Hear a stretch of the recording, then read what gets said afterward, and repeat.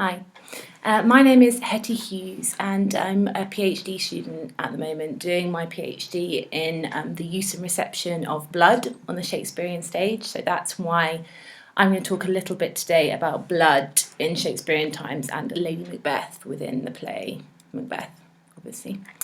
So the first thing that I thought is really worth looking at is how Shakespearean society saw blood and how important it was to them. So obviously today, blood is still associated with danger and with peril.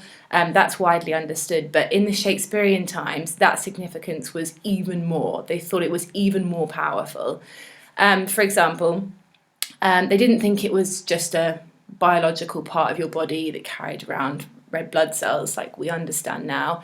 They thought that blood was something a lot more significant and almost more spiritual. So they thought that if they saw your blood, if you cut your finger, for example, that the colour, the consistency, the temperature of the blood that came forth could tell them something about your personality, what I've called here your spiritual DNA. So if you were a moral person or an immoral person, or they thought they could tell that about you just from looking at your blood. For example, I've put there, if you had thin blood of like a really vivid, intense red, warm in temperature, quite fast flowing, so kind of, I guess it would come out like a spurt or a fountain, that meant you were a spirituous person, a virtuous person. And so by definition, if you had quite sluggish blood of quite a dark colour, that would maybe mean that they would interpret you as being someone a bit more immoral, a bit less spiritual. And that was really, really important to their understanding of kind of medicine and the medical realm as a whole. And they also believed that the richer you were, so the more money you had, and the less exercise you did, the more blood you had.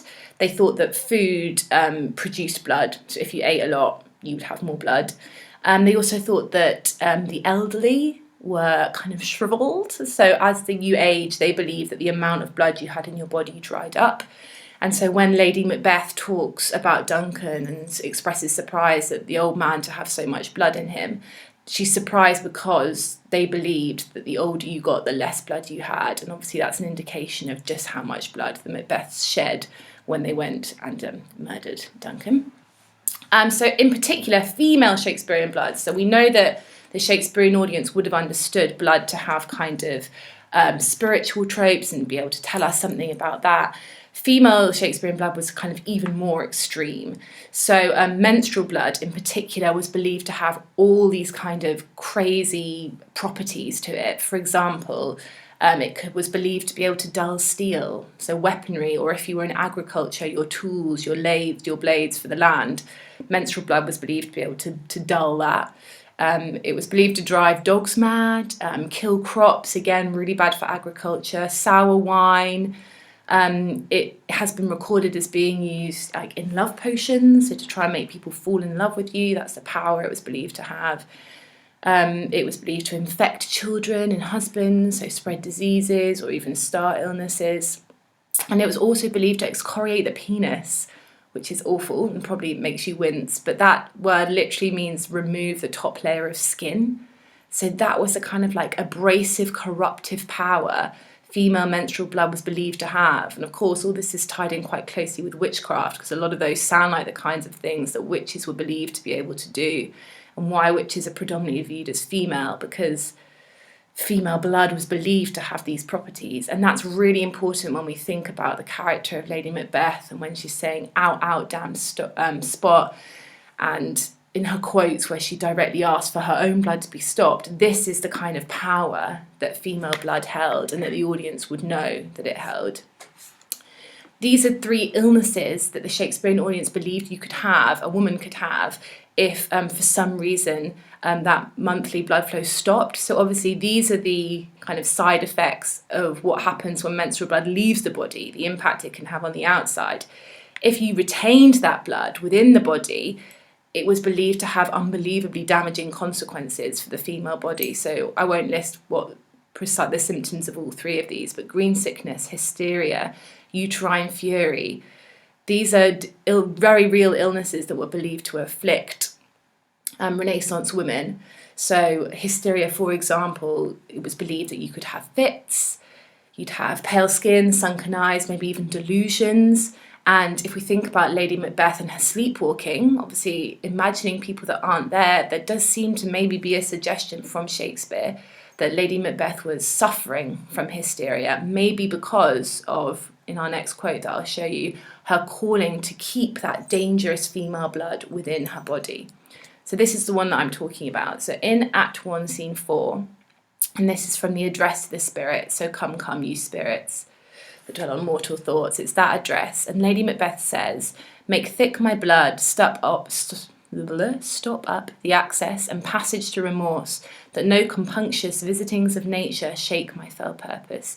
And here, Lady Macbeth is directly asking the spirits to stop her monthly bleeding. So the visitings of nature, that's what she's talking about. She's talking about that monthly passage of blood.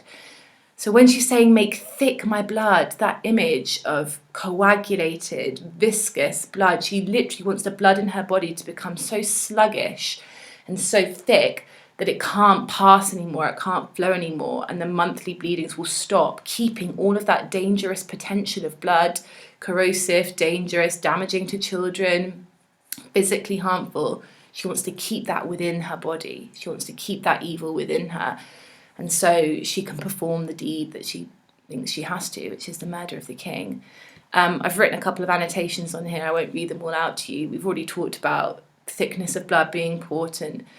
The fell purpose is essentially the murder. The passage to remorse, obviously remorse is quite a sympathetic emotion, potentially quite a womanly, maternal emotion. And here Lady Macbeth is asking for that to stop.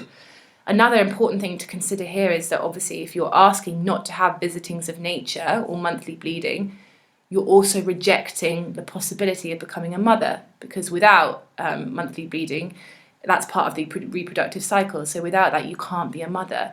So the kind of line that most GCSE students say about Lady Macbeth being unnatural and unmaternal, she's unnatural in her usage of blood, but also in her rejection of that motherhood figure that women were supposed to emulate and desire. The last blood quote that we're going to have a little look at is from The Witches, and this is in Act 4, Scene 1, when Macbeth goes to them and they are conjuring apparitions for him that give him some further predictions. One of the ingredients used in their sort of cauldron potions is sow's blood that had eaten her 9 farrow. So if we think about it, we've already discussed the fact that blood was used as an ingredient in potions. It was believed to have the power and the potency to kind of summon supernatural elements. The fact that it's from a pig that's eaten her young is important.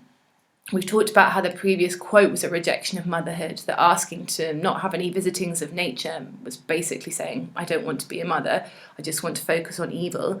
This is kind of the most extreme form of rejecting the maternal you can get. She's not just killed her piglets, essentially, she's eaten them. And when we consider the fact that Shakespearean audience believes that food created blood, so the richer you were, the more you ate, the more blood you would have, here we're asking for the blood that has been created from an animal that has eaten the flesh of her own children and used that as kind of fuel to make more blood. It's kind of a cycle of the destructive and corruptive importance of blood here. And the fact that blood carried that evil, it was believed to carry the spirituality or the morality of a being, whether that be a pig or a woman, is really important. Farrow, of course, meaning young. It's quite a visceral and very real image of kind of like the power that blood could have.